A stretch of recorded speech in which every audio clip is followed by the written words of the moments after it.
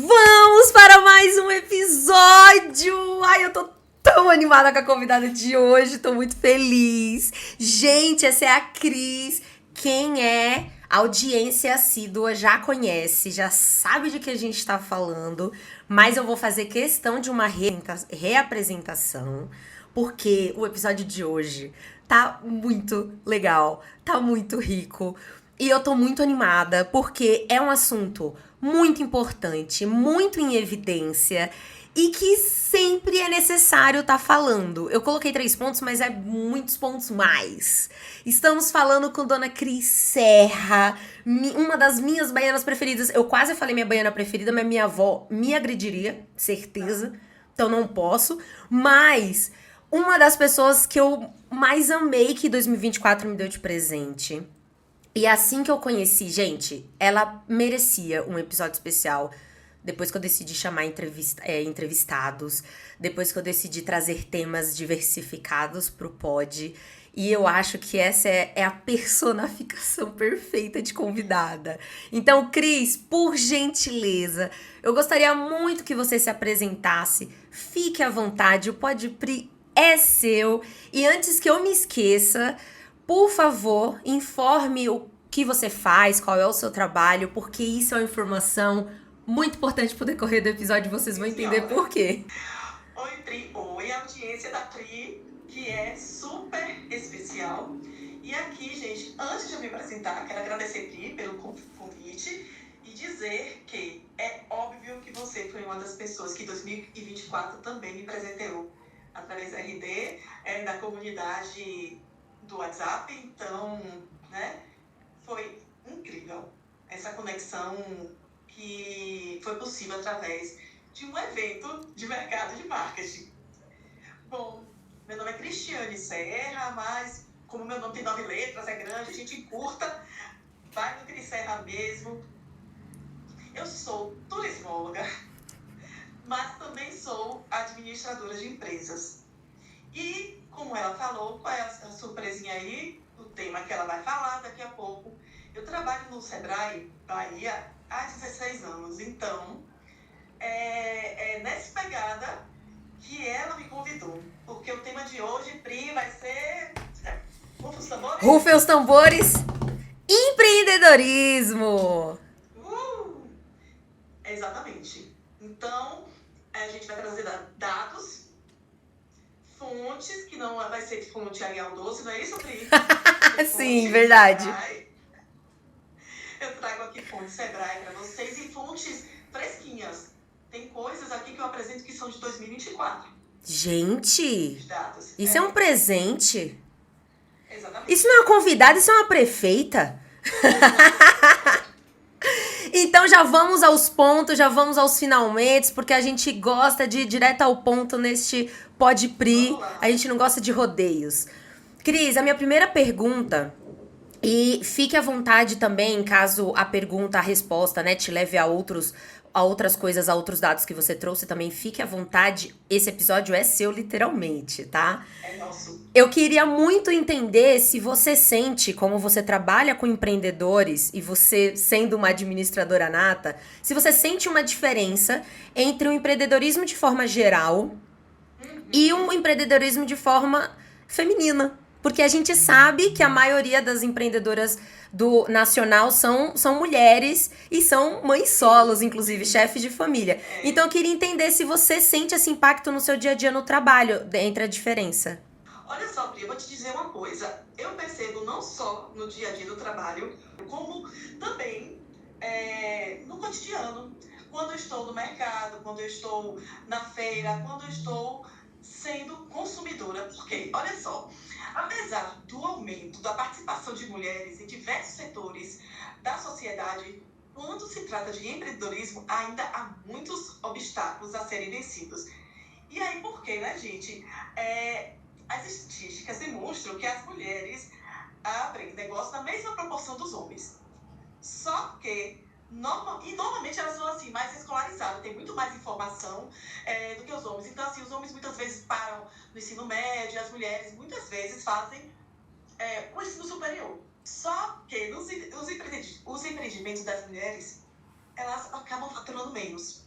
elas têm lucros menores e são pouco diversificados.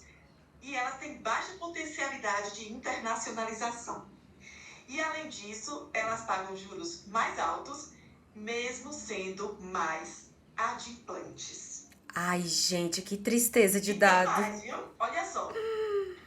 Aí eu vou trazer dados, eu vou dar uma pescadinha aqui, porque são dados do Sebrae de 2023, que pegou os seguintes pontos. Apoio dos parceiros. 68% dos homens recebem mais apoio dos parceiros comparado a 61% das mulheres. Nossa. E por que isso? Por que isso acontece, né? Primeiro, a influência da maternidade. 68% das mulheres afirmam, dados de 2023, que a maternidade influencia fortemente na decisão de empreender, enquanto apenas 56% dos homens concordam com essa definição. A gente já tem uma diferença aí de 12%. Gente, é muita coisa, Cris. Segundo ponto, sobrecarga de responsabilidade. Com esse eu já contava. Não à toa que a gente está vendo aí também muitas mulheres aí sofrendo de burnout. Eu sei que tem homens sofrendo, mas normalmente quando os homens sofrem, a gente sabe que tem no empreendedorismo também, mas é na iniciativa privada, né? Que a gente sabe que é puxado para os homens. Mas quando a gente fala de empreendedorismo, tem essa questão da sobrecarga de responsabilidade. 76% das mulheres sentem sobrecarregadas a tentar equilibrar os cuidados com a família. Então, tá um prato aqui, né? Lembra daquele equilibrista com o prato aqui? E a empresa, em comparação com 55% dos homens. Quase 20%. Quase não. 21% de diferença. Cara, Cris, isso escancara o que a gente sabe que é a realidade, né? Porque somos duas mulheres, a gente sabe do que tá falando, a gente vive na pele, mas isso que você trouxe escancarou, porque assim, primeiro, eu pensando como só mulher, só sendo mulher, eu sei que a maioria das mulheres empreendem porque é o plano B, é o que resta pra elas. Ciente disso, quando você traz esses dados, escancara o quanto a sociedade machista imprime essa obrigação da mulher sobre sua família. Eu tava vendo uma pesquisa sobre como a gente é ensinada desde criança a ter esse senso de cuidado, e de fato a mulher que foge desse senso de cuidado, ela tá sendo contra o feminino, né? A energia feminina dela. Sendo que, na verdade, isso deveria ser do modo geral. Porque o homem também gera uma família. Como assim só a mulher tem essa responsabilidade, né? Todos nós fazemos parte da sociedade e todos nós temos a responsabilidade de cuidar uns dos outros, né? Exato, e o impacto disso é o que não é surpresa, infelizmente, tá? Não tô feliz com essa informação, mas a sobrecarga é meio óbvia até. Porque eu não conheço nenhuma mãe claro, hoje tem muito mãe de pet, então vou colocar mãe de seres humanos. Eu não conheço nenhuma mãe nesse sentido que não seja sobrecarregada. Inclusive, estou falando com uma que sabe do que eu tô falando acima de qualquer coisa. Mas eu tô chocada, eu tô triste também, mas eu tô chocada. Olha, eu tenho uma má notícia pra você. Infelizmente. O próximo ponto. Sacrificando o tempo pessoal. 61% das mulheres deixam de fazer algo para si mesmas para cuidar de familiares, enquanto para os homens o número foi de 48%. Então, quando tem um parente, uma avó, uma tia doente, quem é que vai ficar no hospital? Quem é que vai cuidar de um familiar que está por um momento ou para a vida toda acamado? Né? Quem é que vai dar o banho nessa pessoa? Quem é que vai visitar? E muitas vezes é parente do marido, uma sogra, um sogro. Nossa, verdade. Eu não vou falar que sempre sobra pra mulher, não, porque também eu não tenho nem nada sobre isso. Né? Não, mas a gente pode entrar num ponto aqui. O Globo Repórter fez uma matéria sobre os cuidadores. E foi feita uma pesquisa. É alarmante. Eu não lembro agora a porcentagem exata, então também não vou me meter a espertalhona. Só que era um dado entre, assim, 80% contra 30%, 20% diante de mulheres e homens que ficam nos cuidados. E detalhe, A matéria em si, ela foi em volta de um problema muito importante que é quem cuida desses cuidadores. Então, a maioria são mulheres que também já estão envelhecendo, que também precisam de cuidado e tem essa questão do cuidar. E eu fiquei impressionada com a matéria e agora com os dados que você trouxe, na verdade, é só reflexo. E é isso que me entristece. Mesmo sabendo, querendo ou não, como somos também maioria da população, é a gente que faz a roda girar, cara. Exatamente. Nossa, que E tristeza. outro ponto, Pri, cuidado com a família. As mulheres gastam, em média, 3,1 horas por dia cuidando dos familiares, enquanto os homens gastam apenas 1,6 horas. Meu Deus. E pior que isso é reflexo do que a gente sempre viveu, né? Eu lembro que quando eu tava na faculdade, quando tinha aula online, né, o famoso EAD, na época ainda tinha isso. Nossa, eu tô me sentindo um pouco velha de falar isso, mas tudo bem. Na época tinha uma aula na semana que era EAD. Eu lembro que quando eu chegava em casa, e cada semestre mudava o dia, né, da semana. Eu lembro de uma vez que eu cheguei em casa e tava uma pilha de louça assim em casa. Tinha o meu pai e tinha o filho dele em casa. E a louça tava lá. E aí eu cheguei, eu lembro que eu fui tomar banho, desci pra... Era o único dia da semana que eu não precisava escolher entre jantar e tomar banho. Então eu ia tomar banho, jantava.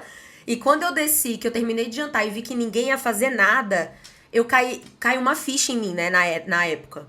Isso deve acontecer todos os dias da semana. Eu estou vendo hoje porque eu estou chegando em casa mais cedo. Detalhe que nessa época eu acordava 4 da manhã, porque eu trabalhava 7 da manhã em um bairro muito longe. E aí eu passava o dia fora de casa, à noite, por conta da faculdade. Então, se eu chegava em casa, eu saía de madrugada e chegava de madrugada. E aí eu lembro de chegar pro meu pai e discutir, falar assim... Essa louça só vai ser lavada quando minha mãe chegar do trabalho. Minha mãe, detalhe, tá? Doméstica a vida inteira. E uma fase da vida ela passou a ser diarista, por conta das regras de doméstica que passou a virar vigor aqui no Brasil. E aí a tristeza foi feita. Ela teve um patrão que mandou ela embora e tudo pra ela ter menos direito ao que tava sendo de fato virando lei. E aí eu lembro do meu pai virar pra mim e falar assim, você tá vendo isso agora e se você quiser, você que lave. Porque eu trabalhei o dia inteiro e não vai ficar assim. E ela não trabalhou o dia inteiro, não? Detalhe que ela nem tinha chegado em casa ainda. Ela ainda estava trabalhando, ela estava no percurso. E aí eu lembro de virar pra ele e falar assim, eu tô vendo realmente isso agora. Eu acho que antes eu pode ter passado despercebido por conta de estresse, por conta de dia a dia, mas a minha mãe, ela trabalha com isso o dia inteiro, é lavando louça dos outros, é limpando o chão dos outros, é lavando roupa dos outros. Ela vai chegar em casa e ela ainda vai ter a sobrecarga. Você chega do trabalho, você tem um tempo do seu cochilo, você tem um tempo da sua série, você tem tempo de fazer o que você quiser, ainda sobra tempo pra estar aqui acordado e você não vai lavar uma louça, sabe? Tipo, não é nada. E aí eu lembro que o filho digníssimo chegou, causou horrores, falando que quem eu pensava que eu era pra estar falando daquele jeito, virou aquele circo. E eu lembro que nesse dia, eu nunca fui de engolir muito machismo, não. Mas nesse dia, eu não consegui me conter. E aí eu explodi e falei, eu posso até lavar, mas o que tá me angustiando não é a questão de quem vai lavar. É a questão de que se eu não falasse nada, ninguém ia fazer nada. E aí a pessoa que menos merece esse trabalho, esse serviço, que ia estar fazendo. Porque minha mãe é o tipo de mulher que não aguenta ver. Minha mãe, inclusive, tem umas manias que é só dela. Ela só cozinha se o fogão estiver limpo. Eu falei, mãe, a senhora vai ter todo um trabalho de limpar o fogão pra sujar ele de novo. Pra depois sujar e depois limpar de novo. Sabe? Então minha mãe, ela tem esse tipo. Aí o problema tá nela? Não. Uma coisa é ela ter esse estilo de vida e ter esse tipo de manias e tal. Só que é uma família de 4 pessoas. E a sobrecarga da casa em si era só dela. Como assim? Né? Como assim? Eu já enxergava isso há muitos anos. Só que você trazendo esses dados, Cris, eu tô com uma raiva da sociedade. Agora eu vou dizer uma coisa também, viu, Pri? Ainda hoje a gente tem que puxar as orelhas de algumas mulheres que andam criando crianças dessa vibe, sabe? Porque, como você falou, tem muitas mães solo e que estão criando reizinhos. Não, se a gente falar Se a gente falar sobre essa nova trend da mulher troféu, por exemplo... Mas é, velho. É triste demais. A pessoa, tem que resgatar... Os jovens estão resgatando as tradições. Que tradições? Tradições onde a mulher é colocada pra acordar 4 horas da manhã. Você viu o caso da moça que era modelo? Que ela casou, não teve, acho que 8. Ela teve bastante filhos. E foi ela que começou essa questão, né, de compartilhar a vida dela. E ela faz tudo do zero. E foi feita uma entrevista com ela do porquê que ela tinha essa rotina. O marido obrigava. Eu não vi, não. O marido obrigava.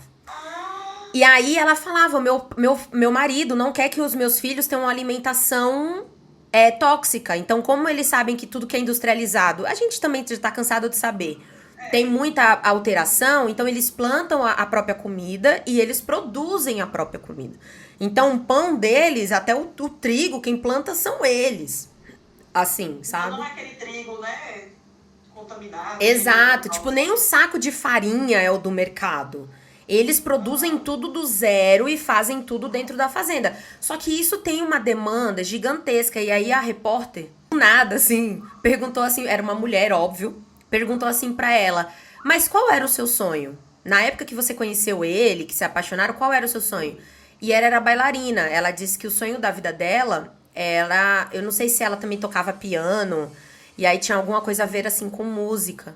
E aí ela perguntou em que status esse sonho tá. Você chegou a chegar em algum lugar? Ela falou assim, minha vida é parir. Eu nem lembro qual foi a última vez que eu fiquei não grávida. Porque ele não respeitava nenhum o resguardo, assim. E era muito louco, porque assim, a forma com que ela respondia as perguntas também não era de maneira a detonar o marido ou a detonar aquela vida que ela tinha. Mas só ela sabia o peso que aquela rotina tinha. Exatamente. E quando a família tem uma harmonia e cada um, né, define os seus papéis, torna-se menos cansativo para a mulher. Mas a realidade que a gente vê não é essa, né? Ai, a tristeza é que não é difícil, né, Cris? Não é difícil. Eu recebi uns rapazes pra higienizar o meu sofá e impermeabilizar, né? E aí eu perguntei pra o que lavou, eu perguntei assim, mas você faz em casa? Ou você espera... Ele tem 2 filhos adolescentes, hein? Aí eu já fiquei imaginando o peso da esposa que tem 3 homens em casa. Mas eu pensei... Aí eu perguntei, você faz coisa em casa? Eu tava brincando com ele, porque como acaba molhando um pouco a casa, né? Ele acabou meio que passando pano. Aí eu falei, eu ganhei uma faxina no sofá e uma faxina em casa. E aí eu, brincando com ele, eu perguntei, mas você faz as coisas em casa? E sabe o que ele me respondeu? Ele falou assim, eu ajudo. Falei, tá, mas você mora na casa. Por que você ajuda se você mora? O que você faz de fato? Você ajuda como? E ele, não, eu ajudo porque eu varro uma casa, eu passo um pano. Eu falei, não, então isso não é ajuda, isso é uma contribuição como integrante da casa. Ajudar é você falar que vai lavar uma louça porque tá ali suja. Ajudar é você... eu tiro os móveis do lugar pra ela limpar. Você, quando você limpa, você tá fazendo. Então não é uma ajuda. Eu acho que também é a forma de dizer. Você acostumou a falar dessa forma, sabe? Exato, mas... É só ele mudar o verbo. Mas vem uma coisa que na hora, quando ele falou ajuda, eu encarei como ajuda de verdade. Já tava pronta pra metralhar. Pra trucidar o coitado. Tava. Agora, a gente falando aqui, Pri, de tarefas domésticas, temos dados. Os dados. As mulheres dedicam 2,9 horas por dia em afazeres domésticos, enquanto os homens dedicam apenas 1h30 em média. Gente, isso é muita coisa. No final do dia... Sabe, Cris, que eu senti eu sempre julguei minha mãe. Minha mãe sempre foi dada a limpeza e tal. Então, eu sempre julguei ela. Depois que eu vim morar sozinha, eu descobri que o buraco é mais embaixo. Exatamente. Eu acho que todo ser humano, mulher, homem, ET, o que for, precisa dessa experiência. Devia. Sabe o que eu ouvia na infância? Eu ouvia na infância que homem só se tornava homem de verdade quando ia pro exército. Mas na verdade, eu concordo. Eu acho que é uma experiência ok também. Mas eu concordo com vírgula. Tipo assim, não precisa ser um exército. Porque se você morar sozinho, é a mesma coisa. Porque nada mais é o exército em si, né? É uma responsabilidade que ele dá ao homem mostrando assim, é sua responsabilidade. É seu e é sua responsabilidade. Eu vou te dizer só um pouquinho mais. Pode ser morar sozinho ou pode ser dividindo a casa com outros homens. É aí que o bicho vai pegar. E mulher também dividindo. Você coloca uma coisa na geladeira, quando você volta, alguém já comeu, alguém já pegou. Dá babado. Olha, eu já tive tanta raiva com isso, meu Deus do céu. Eu acho que o meu primeiro prazer de morar sozinha era saber que o que eu deixei na geladeira ia estar na geladeira. Quem é que vai lavar o banheiro? Né? Quem é que vai varrer a casa? Os combinados nunca ficam combinados. Não, e é muito louco, porque eu lembro que quando eu tava com meu ex, no final do relacionamento, que já não existia, tava só na minha cabeça, eu lembro que a gente, quando eu comecei com essa ideia de sair de casa, eu lembro que enquanto eu avançava nos planos, ele permanecia atrás. E eu sem entender aquilo. Até que chegou um dado momento onde ele entrou no plano. Nossa, se você morar num bairro perto do meu trabalho, vai ser ótimo. Porque aí eu vou estar por perto, vou poder até almoçar uma comidinha caseira, tá, não sei o que lá. Falei, tá, mas você tá contando que você não vai morar de graça na minha casa não, né? Essa mordomia que tá tendo aqui na casa dos meus pais, não é o que vai acontecer na minha. Inclusive, eu pensava que eu era desligadona dessas coisas de casa. E hoje eu me vejo mais insuportável do Porque que sua mãe. muito, muito, muito, muito. Eu achava que minha mãe era aquelas pessoas metódicas com limpeza. Gente, minha mãe vem, ela não tá nem aí. Tá nem aí de quantos dias que eu não tô limpando a casa. Agora eu. Aham. Não, mãe, pelo amor de Deus, me perdoa. É porque eu tive muito trabalho e não consegui fazer tal coisa, tal coisa. Ela nem Fica vi. se desculpando. E eu descobri isso nesse relacionamento tóxico que eu tive. Porque Oh, meu Deus. porque era incrível como na minha cabeça, não, vai ser tudo muito mais fácil. A gente vai dividir. Então, a gente vai conseguir não só as tarefas, mas os custos e tal. Sim. Sendo que na cabeça dele tava claro que não. Ia ser minha. Então era minha responsabilidade também. Olha que loucura. Sei lá, Vi. Nossa, eu tô. Olha, Vamos lá. por isso que Eita, perguntinha que empreendedorismo. rendeu, hein? Oi? Eita, perguntinha que rendeu.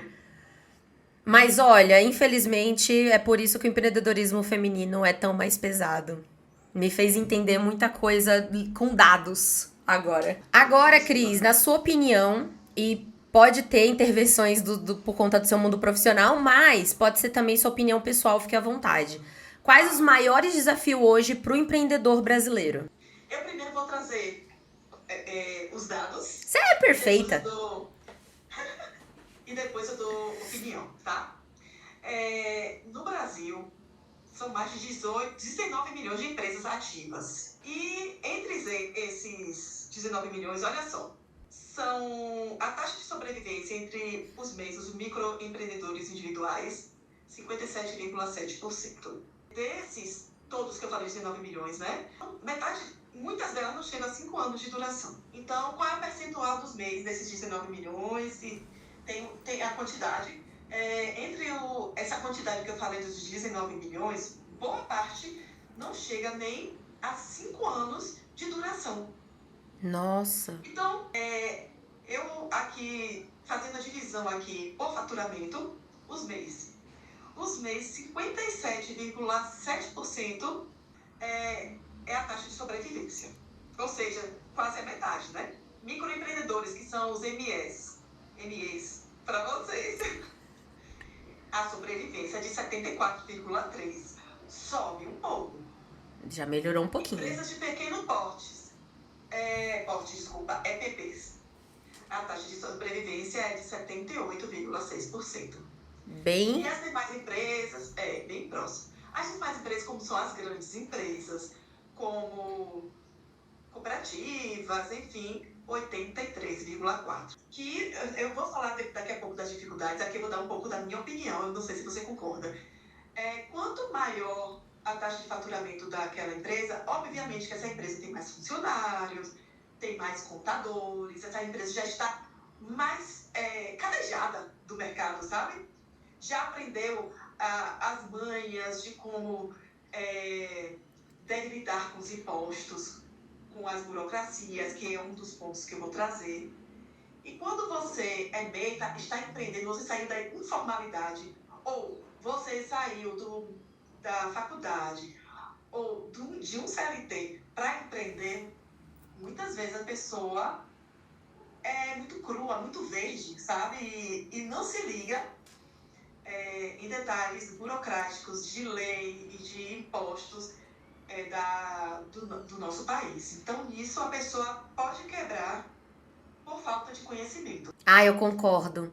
Eu acho que o que acontece muito com o brasileiro, e de forma geral, vou colocar aqui, é o por impulso. Eu acho que assim, tudo bem, as necessidades falam um pouco mais alto, bate na nossa porta e não tem muita coisa pra pensar. Eu acho que rola também um pouco disso, o plano B da chefe de família, né? Então pode rolar. Só que eu acho que a galera pensa, eu vou abrir e penso depois, sendo que a burocracia pode quebrar. Isso, exatamente.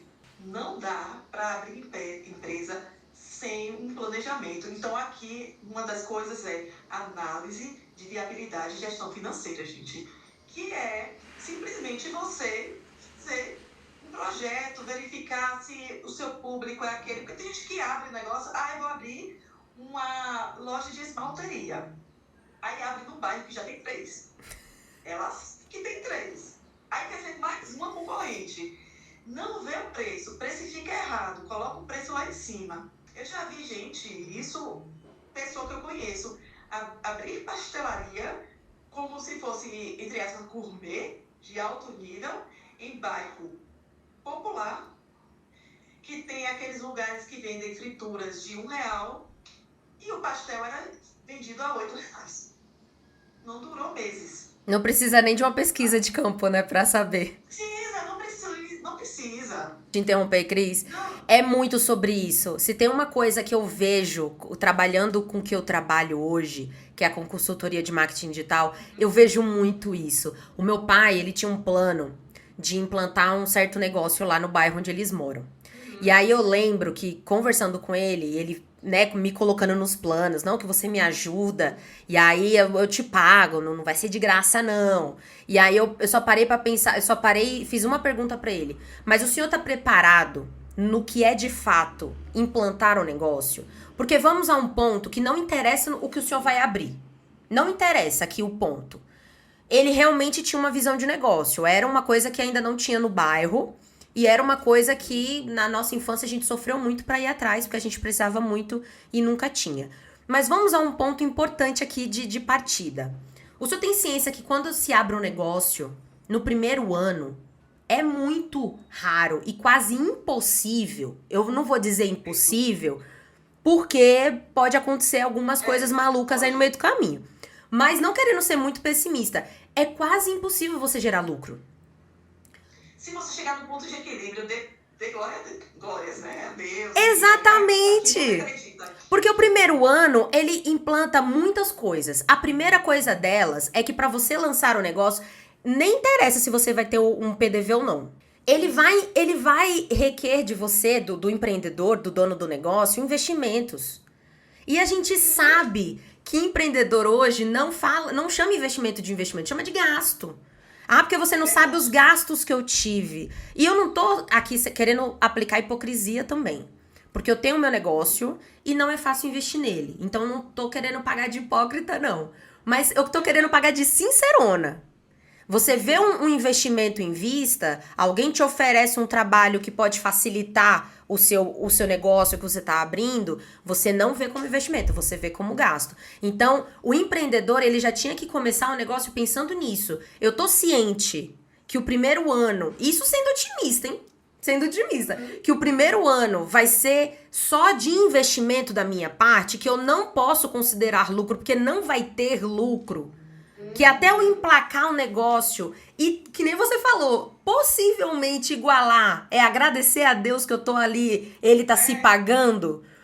Porque as pessoas, os brasileiros, eu vou até colocar como brasileiro, tá tão emplacado na mente deles esse lance de sair em vantagem, que eles desconsideram isso que é meio óbvio, assim. Sim.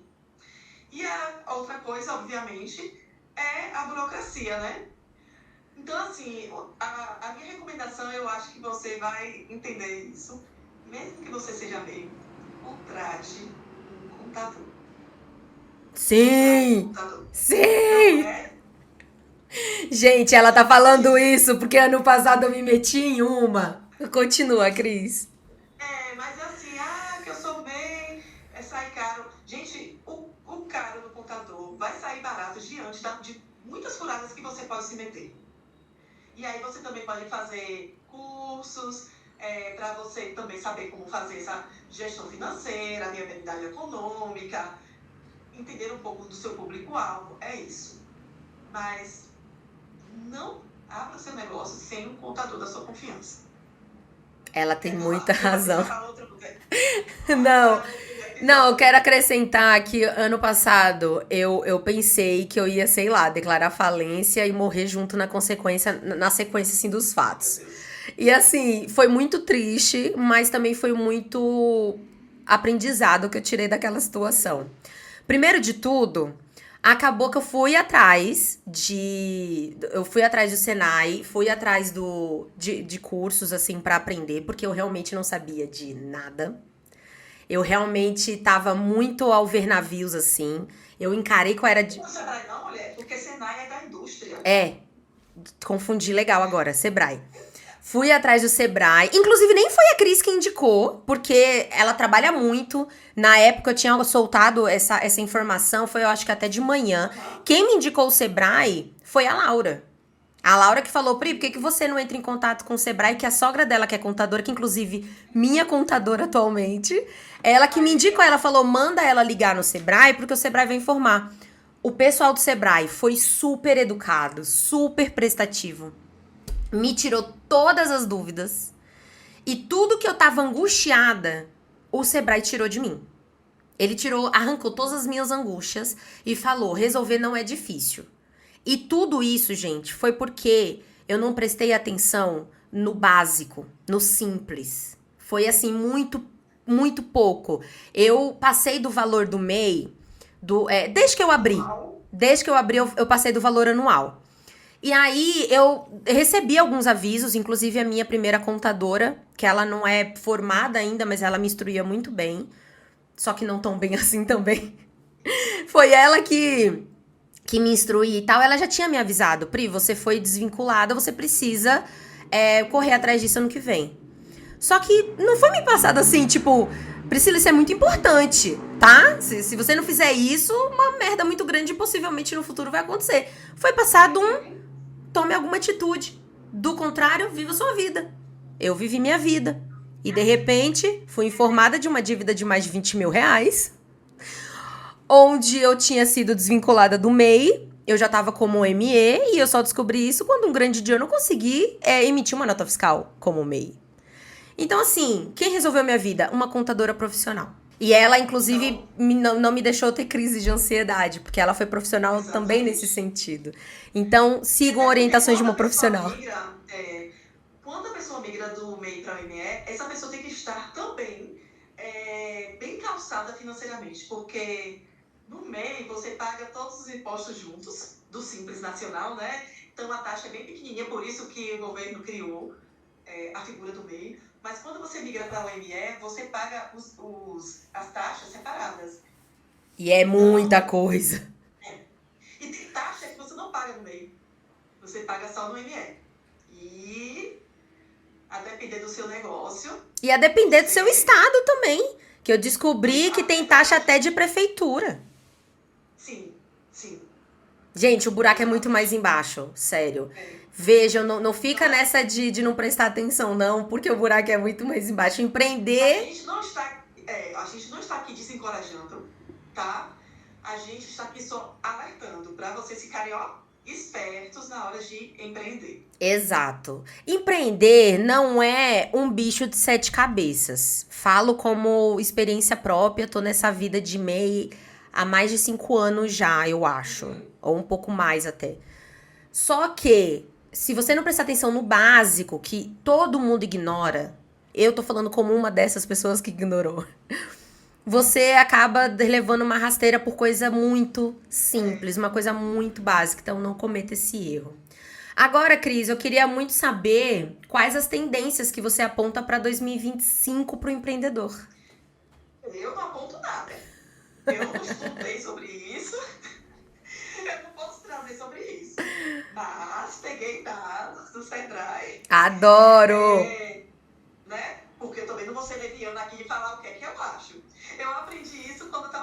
mestrado, que eu escrevia, né? Aí o meu orientador via assim, um parágrafo grande. Aí ele, cadê a referência? Aí eu falei, não tem referência não, porque fui eu que escrevi.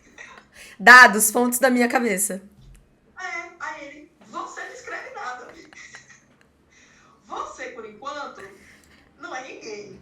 Ele não falava assim, estou traduzindo, né? Você, por enquanto, não é ninguém. Você tem que trazer os autores que já estudaram. E no futuro, quando você se tornar uma pessoa relevante na academia, as pessoas vão citar você. Cris, você é muito relevante nesse podcast. Obrigada. Mas eu não trouxe opiniões minhas. Eu trouxe opiniões que foram estudadas. A primeira é na nossa área, no marketing. Tendências no marketing. Vamos lá? Quem é do marketing aí, dá um joinha. Dá um joinha aí. A gente já fica há tanto tempo, né? E diga aí também nos comentários, eu sou de marketing. Vamos engajar aí, não é assim não. Eu assisto o podcast de Pri, não faço nada, vamos engajar esse. Custa nada, R$0. Né? Não custa nada. Queria dizer não, mas tem podcast que cobra pra comentar, hein? Ó. E se você também quiser contribuir, é porque, não sei se tem essa questão da quantidade e tal, né? Que a pessoa vai lá e contribui a quantidade do valor que quiser. Vai chegar lá, não é isso, Pri? Exato. Vamos lá.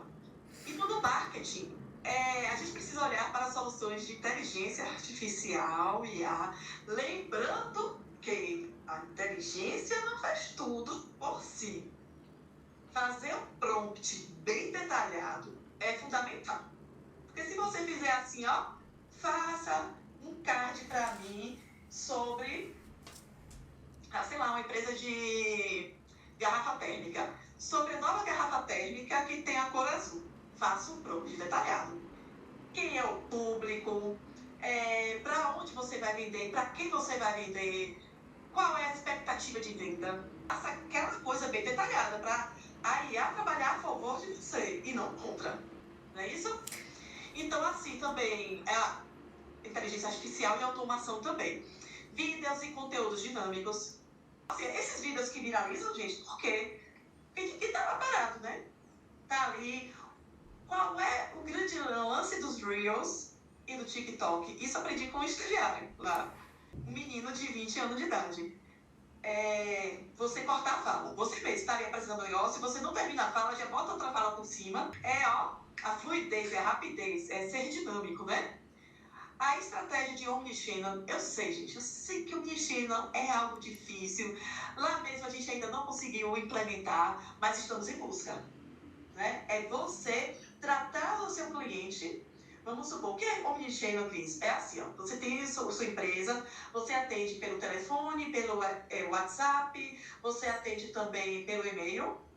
E esse cliente vai ser tratado não é a mesma forma, não somente de cuidado, de respeito, mas a quem está atendendo naquele canal, que não é a mesma pessoa que está lá no e-mail, saber em que ponto você está. Você fez uma reclamação lá no e-mail e aí você migrou para o WhatsApp, quem está atendendo no WhatsApp sabe exatamente onde é que você parou. Foi sobre a reclamação de tal que o senhor começou no e-mail? Isso é difícil de acontecer. E é chatão repetir, né? Repetir todo o seu problema. Do pedido número tal, que não sei quem, eu falei com Priscila no e-mail, parará. E aí você já tá falando no WhatsApp com o Cris. E tem que repetir tudo. Isso é verdade. A estratégia Omnichannel é uma tendência. E também é fundamental monitorar as tendências, conhecer o perfil geracional, né? Então a gente fala hoje em geração Millennium, geração G não. Z. Ei, ano passado finalizou a geração Alpha. Então, os nenéns de 2025 agora serão geração Beta. Estilo de vida e valores do cliente. Gente, quem não conhece cliente, à frente. Vender o quê? Pra quem? Se você não conhece o estilo de vida, os valores daquela pessoa, não fazer nem uma cópia decente pra essa pessoa.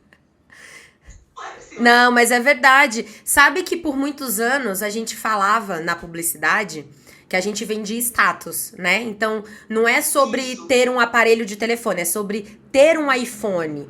Só que hoje em dia, eu acho que não é mais sobre status, é sobre valores.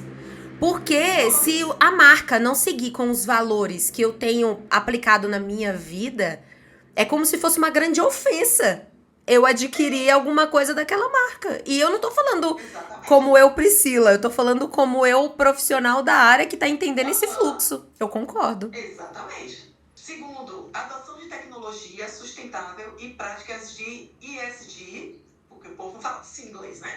Vamos trazer aqui para o português, ESG, que é a conscientização sobre a sustentabilidade. Está levando empresas a adotar práticas que minimizam impactos ambientais.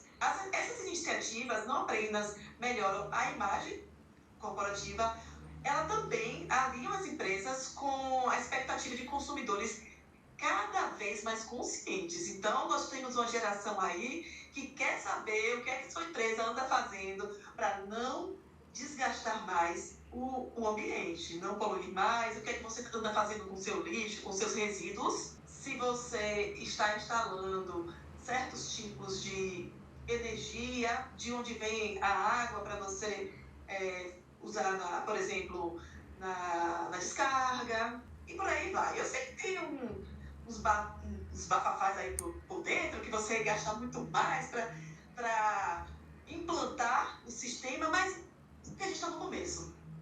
A gente ainda vai chegar num momento que a gente vai conseguir reaproveitar com muito menos. Estamos atrasados, né? Fato é. Só que tem uma coisa bacana no ESG que eu acho, assim. A gente tem uma impressão, às vezes, que quando, assim, se cada um fizesse o seu, né, de grão em grão, a galinha enche o papo. Só que quando a gente fala em empresa, o primeiro pensamento leviano que a gente pode ter é que já é em grande proporção. Então já dá uma ideia de, poxa, se aquela grande empresa tá agindo daquele jeito, o que custa eu, pequenininha, fazer o meu papelzinho mísero que ninguém tá vendo aqui? E aí gera um impacto muito maior do que a gente imagina. É claro que a fake news e as coisas que atrasam impactam diretamente nas ações e é muito triste. Eu vi que a Globo, por exemplo, ela aplica fazendo, por exemplo, sei lá, tingir tecido de um figurino que tem que ser novo. Eles tingem de maneira natural. O lixo, eles fazem a reciclagem, que é o básico. Enfim, eles ganharam até um prêmio sobre como foi a aplicação em um ano de... Estamos falando de uma produtora de grandes produções, né? Inclusive, a investidora do Ainda Estou Aqui, que foi um filme muito reconhecido mundialmente. Então, eu acho que são passos que a gente dá. Infelizmente, estão sendo forçados porque o planeta está se acabando, né? Passou até... Está acabando, né? O planeta não está se acabando. Nós, seres humanos, estamos acabando. Nós estamos acabando com o nosso planeta e com as nossas fontes de vida. Então, eu acho que tá sendo meio que forçada essa barra. Tá acontecendo. Mas é importante que seja feito. Agora, que tudo isso tá atrelado à mesma coisa que são os valores. Missão, visão e valores nunca foi tão importante, eu acho, pro empreendedor. Exatamente. Aquela matériazinha básica que todo mundo que é da área de humanas. E que quase nenhum negócio gosta de fazer. Nossa, Cris, eu já peguei muito cliente que eu perguntava qual a missão, visão e valores, porque a partir dali a gente tira tom de voz, a gente tira os canais. Eu quero ser omnichannel, mas aonde? Que channel que eu preciso estar? A persona, a jornada. Aí eu ia perguntar e não tinha. Depois entra na estatística dos 5 anos e não sabe por quê, né? Exatamente. Então, gente, se tem uma lição que esse podcast me ensinou hoje, esse episódio de empreendedorismo me tirou hoje, com certeza, façam a lição de casa. Ela é chata, ela é burocrática, não é divertida, mas ela é necessária. Ela é muito necessária. É tipo o não quando a gente é criança, né? A gente acha chatão quando os nossos pais negam os negócios, mas a gente cresce e fala, como foi importante aquilo. Só quando a gente fica adulto que entende, né? Muito! Quando eu ouvia isso quando era criança, eu ficava com a raiva. Esse povo fica falando que no futuro eu vou entender. Tava com a raiva. Eu vi um meme esses dias que me traduziu completamente. Ele falava assim, coisas que eu sonhava quando eu era criança, que hoje é meu maior pesadelo. Eu sonhava em morar sozinha ou sair da casa dos meus pais, porque eu ia receber quem eu quisesse em casa. Gente, eu amo receber visitas, vou deixar bem claro que eu amo mesmo. Mas eu pago pra pessoa, assim, tipo, não dar as caras tão cedo, assim. Eu tenho o maior prazer do mundo em cozinhar pra outras pessoas e tal. Mas, assim, tem final de semana que eu amo, que metade das pessoas que eu conheço não sabem meu endereço. Você só quer hibernar. Eu fico imaginando, se eu tiver, que nem, né, a gente cresce em casa. Então a gente conhece os vizinhos há anos. Isso. Eu tenho o maior prazer do mundo em nem saber o nome do meu vizinho. Gente que pergunta, você não se sente mal? Porque, pô, você pode passar mal, precisar de alguém. Eu falo, gente, é o maior prazer da minha vida. Que eu não incomodo, ele não me incomoda e todo mundo é feliz. E tá tudo bem. E você falando de meme, eu vi um dia desses que o maior pesadelo da pessoa quando era criança era abrir um pote de sorvete e vir feijão. E agora, adulta, o maior trauma é abrir um sorvete e não ter feijão. Eu vi esse. Porque isso te diz que você precisa fazer feijão. Detalhe que depois que eu morei sozinha, eu mudei muitos hábitos alimentares. Só que eu, como vocês bem sabem, que eu já falei, eu fiquei doente esse início de ano. E aí, feijão ajuda muito, né? Porque tem muito ferro e tal, então ajuda muito. E aí eu tive que cozinhar esse final de semana. Quando eu vi que rendeu mais de 8 marmitas, eu só consegui pensar, meu Deus, 2 semanas sem cozinhar. Ah, detalhe, uma coisa que eu descobri. Eu amo cozinhar, eu gosto muito, quando eu quero. E outra, demanda muito tempo. Gente, eu nunca compreendi tanto minha mãe, que minha mãe fala que faz 2 faxinas no dia, mas não faz um almoço. E eu pensava, como é que ela troca ficar parada num lugar? É horrível! É horrível! Olha que eu cozinho quando eu tenho prazer, hein? Mas é muito cansativo, Cris. Fazer comida é muito cansativo. Eu diria que é uma das profissões mais cansativas. Minha filha, quando a gente faz faxina na nossa casa, a gente fica moída, eu fico pensando nas faxineiras, sério mesmo. Como é que tem essa profissão, gente, todo dia? Não, o único prazer... Eu tenho 2 prazeres no término de uma faxina. Em automáticos. O primeiro... Da casa limpa? Não, o primeiro é o terminei. Primeiro, essa sensação de, você limpa por fora e limpa por dentro. Não, mentira. Pelo menos comigo não funciona. É o lance do, eu não tenho mais o que fazer, porque eu terminei. O segundo é, economizei o valor da diária. Que eu sei que é muito bem pago, inclusive. Tenho uma mãe diarista e eu sei o valor que custa. Se eu tivesse que pagar, eu não choraria, porque eu sei que é um valor bem investido. Não. Porém, entretanto, por todavia, é um dinheiro que, querendo ou não, a gente que faz, a gente economiza. Então, a gente pensa assim, valeu cada centavo, porque eu não vou ter que gastar mais com esse dinheiro. Mas eu concordo com você. Gente, tarefa de casa, cozinha. Mas eu concordo com a minha mãe, viu? Eu faria, assim, 3 faxinas num dia, mas não cozinharia. É muito difícil. E olha que, de novo... Muitas vezes eu saio frustrada da faxina, porque na minha visão não. No meu planejamento, eu tinha que fazer aquela faxina 100%. Só que não dá. A gente não aguenta. Aí eu faço aquela faxina de limpeza, mas eu não consegui limpar frestas de janela, por dentro de armário. Esses detalhezinhos, sabe? O julgamento. Aí a gente segue aqueles perfis no Instagram de mulheres que dão dicas de limpeza. Eu fiquei aliviada.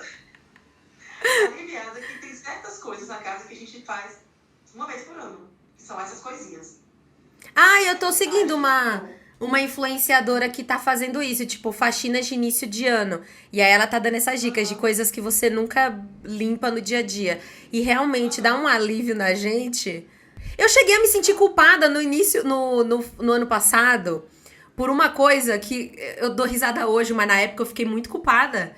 Que a menina tinha julgado quem não limpava o chuveiro. E não tô falando nem dos furinhos. Sim. Eu me senti culpada, porque eu pensei, cara, eu comprei, na época, eu acho que tinha 1 ano e pouco. Eu falei, cara, eu comprei e eu nunca limpei. Será que eu sou porca por isso?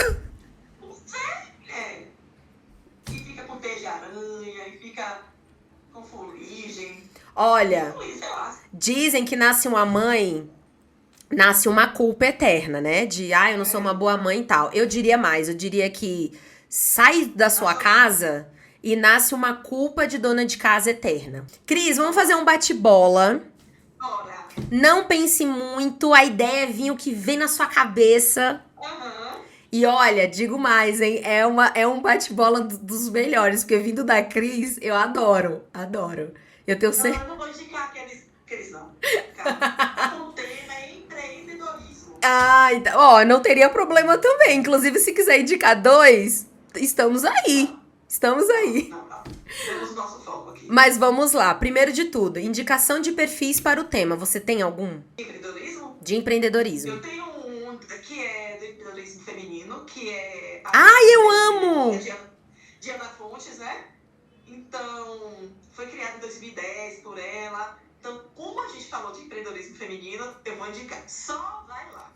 Veja, siga e absorva todo o trabalho que ela faz aí, Brasil afora. Tem um que é bem interessante também, que, olha, tem mais de 113 mil seguidores. Gerando Falcões. Eu não vou trazer aqueles bombásticos, não. Conheço. Todo mundo já conhece.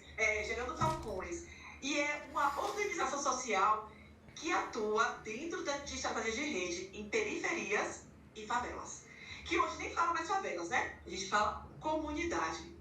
É fantástico. Gente, super apoio, eu conheço os 2, sigo os 2 e super apoio. Mas sabe principalmente por quê? Se teve uma coisa que eu aprendi no empreendedorismo, no ato de empreender, é que existem desafios que você pensa que você é a pior pessoa do mundo por estar enfrentando aquilo ou por ter chegado em algum certo ponto. E esse tipo de perfil que a Cris indicou, esse papo que a gente teve aqui hoje, é bacana pra você entender, dividir os fardos. Porque existem fardos que você não precisa dar um problema pra alguém pra dividir. E eu sinto um pouco disso nesses perfis que ela indicou. Então, eu super indico.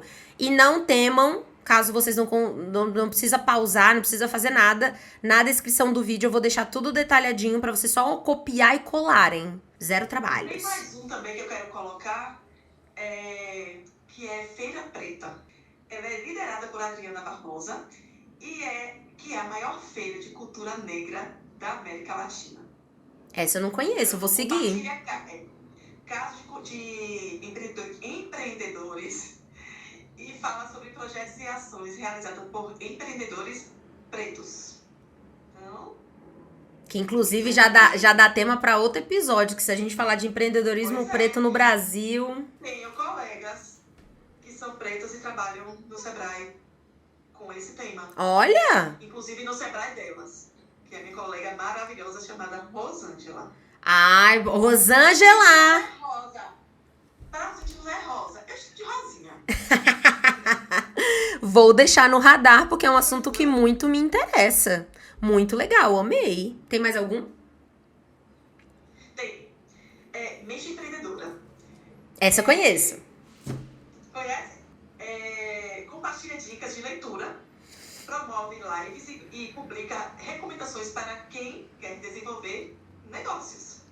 Sigo. É muito inspirador. Eu diria que é inspirador. Acompanhem.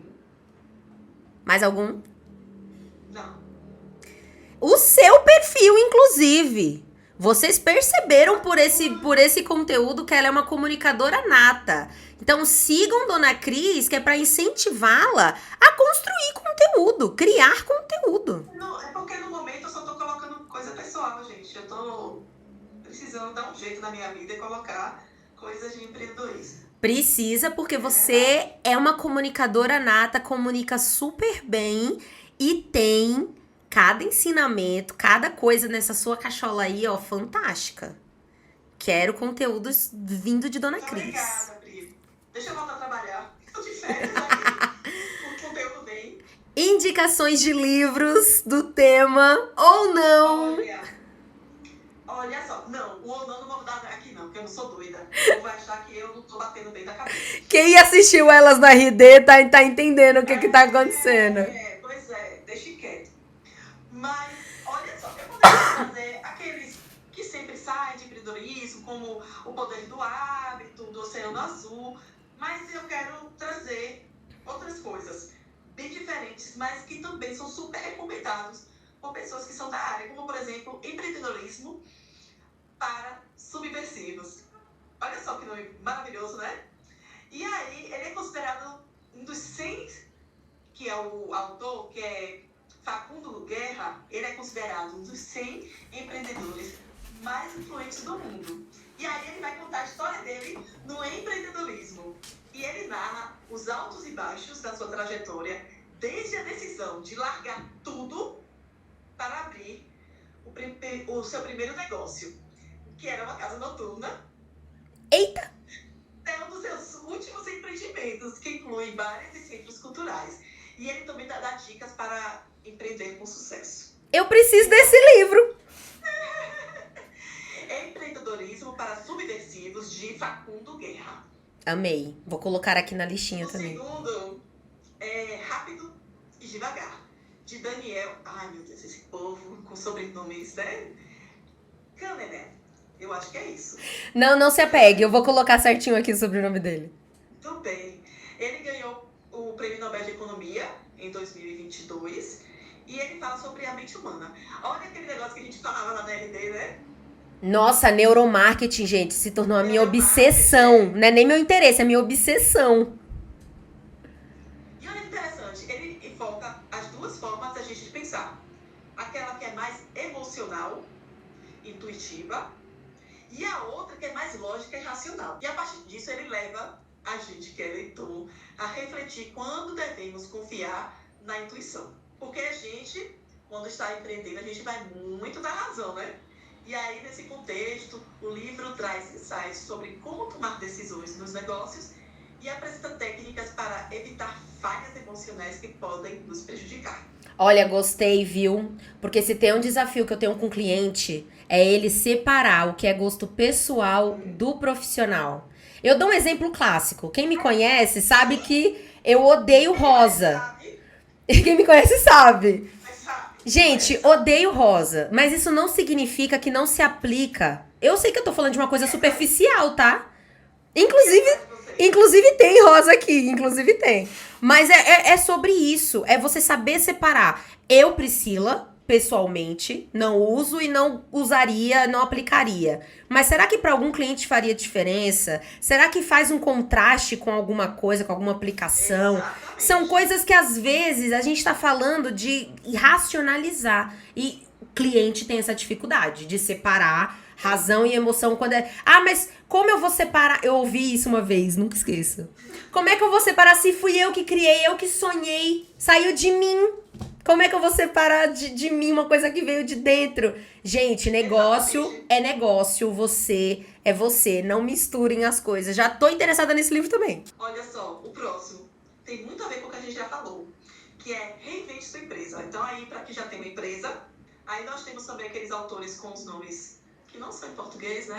Então é interessante também trazer isso, Pri, porque a gente vê que dificuldade de burocracia não é só no Brasil, não. A gente fica falando, porque o Brasil é um país cheio de burocracia, fique nessa. Não é só o Brasil, não. O nome dos autores é Fried e David Hanson. Eles desconstroem os conceitos sobre planejamento, atendimento ao cliente, estratégias e gestão.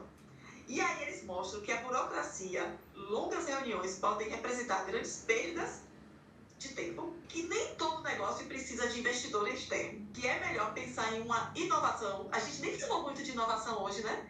De inovação do que nos concorrentes. Você inova, você sai na frente dos concorrentes. Que nem sempre é necessário aumentar a equipe. Sua empresa não precisa ter um escritório. A gente também pode falar depois, né, sobre essa questão da empresa digital. E apesar do nome, o livro é muito relevante para quem pensa. Olha só, eu me contradizer. Abrir um negócio. Olha! Inclusive, Cris acabou de citar concorrência. Eu acabei de subir fresquinho. O primeiro episódio da segunda temporada foi sobre concorrência. Eu falei sobre a palestra do João Branco, que eu não tinha assistido ainda. E vai abordar um pouco sobre o que a Cris acabou de falar. Então não percam. Gente, eu adorei esse tema. Mas sabe que é sobre isso. Às vezes a gente acha que para crescer... Como empreendedor, não importa o seu tamanho, tá? Às vezes a gente considera que, ai, tá faltando investimento, tá faltando mão de obra, é só eu. Para! Coloca tudo num papel, organiza suas ideias, que às vezes é só disso que você tá precisando. Exatamente. E aqui o último que eu trago é bem interessante. Para você que acha que você, para viralizar, tem que ficar fazendo dancinha. Ai, mas é porque eu não sei dançar, eu não sou TikToker, eu não sei fazer um Reels bombástico. Para, que vem aqui uma dica que vai provar para você que você não precisa rebolar, você não precisa fazer Reels para viralizar. O ponto da virada. Esse livro é de Malcolm Gladwell. Espero que eu esteja falando corretamente, tá? Mas você vai deixar aí na descrição. Ele fala sobre quais são os fatores que levam algumas pessoas, ou obra, ou produto, a atingir grande popularidade e se tornar tendência global. O ponto da virada é quando esse fenômeno começa a se propagar de forma viral. No livro, esse autor mostra como você pode trabalhar suas ideias, não dancinhas, não regulations, para que ganhe um amplo alcance. Então, eu não estou aqui criticando dancinha, não estou aqui criticando Reels, eu estou aqui falando para quem tem vergonha como eu. Eu também. Pois é, a ter uma outra forma de viralizar que não sejam essas duas formas. Inclusive, eu acho que as dicas que você deu anteriores ajudam muito. O Rafa Kiso deu esse dado, né? Que as pessoas estão precisando de... Gente, isso é um absurdo, mas infelizmente é a realidade. É 3 primeiros segundos do vídeo que vai dizer se a pessoa foi cativada ou não. Aí, como você saber usar esses 3 segundos iniciais do vídeo? Eu acho que inspiração não faltou com as indicações de Dona Cris. Mas fundamental. Uma vez eu ouvi dizer, e eu acredito nessa ideia, que para você viralizar, não precisa replicar, né, o que você já vê na internet. Que o seu diferencial que faz a diferença. Como você vai extrair esse diferencial e mostrar pro seu público, aí é um desafio diário que você tem que fazer, porque ninguém nasce sabendo, não é mesmo? Nem a Bianca Andrade sabe a fórmula mágica, por que a gente vai saber? Pois é. Pois é. Bom, e agora, para finalizar com chave de ouro o nosso episódio, eu quero um super conselho que você tem para quem tem vontade de começar a empreender, ou para quem já tá empreendendo, que a gente sabe que o buraco é muito mais embaixo. E se você tem algum conselho fundamental, assim. Eu tenho um, mas eu vou deixar para depois, porque eu não sei se você vai mandar essa. Olha só, para quem está começando, muitas vezes o que acompanha de quem está abrindo negócio, infelizmente, é a solidão. Olha só, a companhia é a solidão, que não é solitude. Solitude é outra coisa. Né? Já falamos sobre isso, inclusive. É verdade, que eu assisti também. E a inexperiência desse empreendedor, muitas vezes, o leva a quebrar a cabeça, a dar ponto em ponto de faca. Então, o meu conselho é o seguinte: se você tiver algum conhecido, um amigo do amigo, parente de um amigo, que é empreendedor, mas que já quebrou, e hoje está bem, converse com essa pessoa. Veja do que foi que ele falhou, para você aprender com quem já errou. Não tenha essa arrogância de achar que você sabe tudo, ou ter vergonhinha, sabe?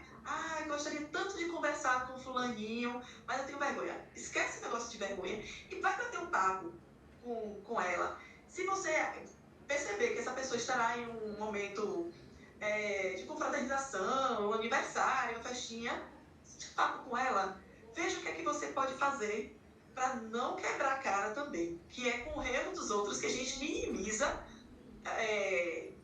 a possibilidade também de errar.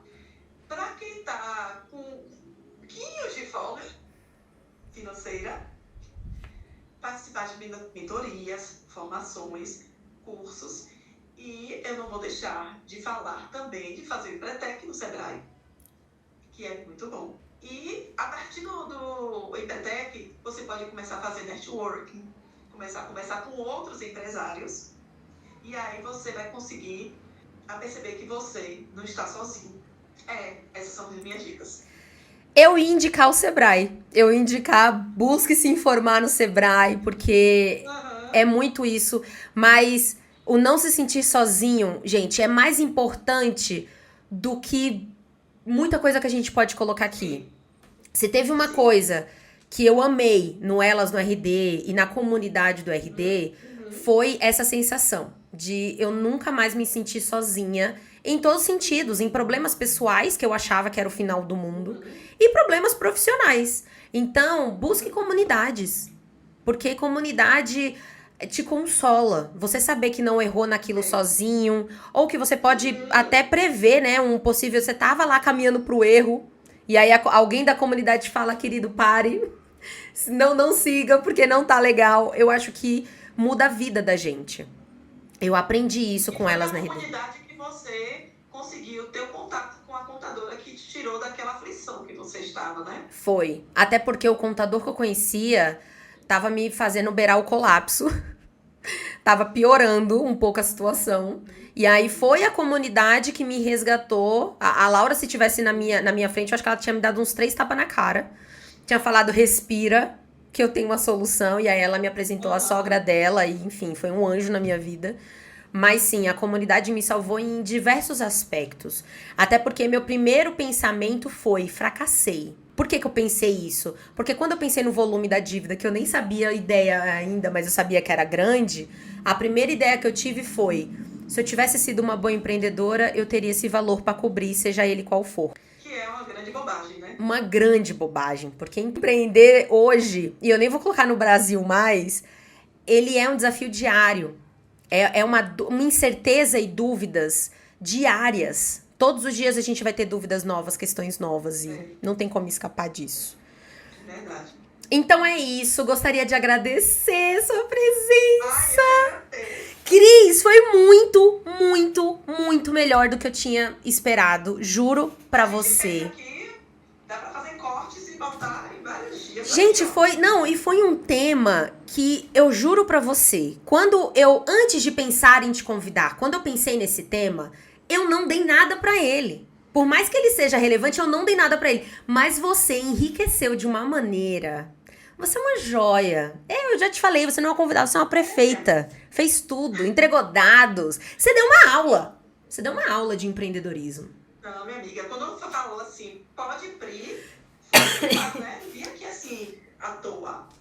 Amei. Eu amei também. Muito obrigada pelo convite, Pri. Eu tô muito feliz de você ter aceito, de coração. Eu acho que o melhor dessa versão de podcast novo é que eu saio muito mais enriquecida e de coração. Não tô falando porque a gente tá gravando, não. Porque você sabe o meu amor que eu já autodeclaro o tempo todo. Mas eu tô muito feliz de conhecer mulheres que só me enriquecem, mulheres inteligentes, fortes, trabalhadoras, mães. E aí eu amo. Que presente sua mini Cris tem, de uma mulher incrível instruindo ela, eu tô muito feliz. Eu espero que vocês tenham gostado, que vocês deixem seus comentários aqui. Coloca assim, ó, hashtag cria conteúdo Cris. Preciso dessa mulher criando conteúdo. Olha, eu querendo dar mais uma demanda, né, pra sua sobrecarga. Não, mas eu tô precisando tomar esses 3 tapas na cara. Mas é isso, eu espero muito que vocês tenham gostado. E um beijo da Pri!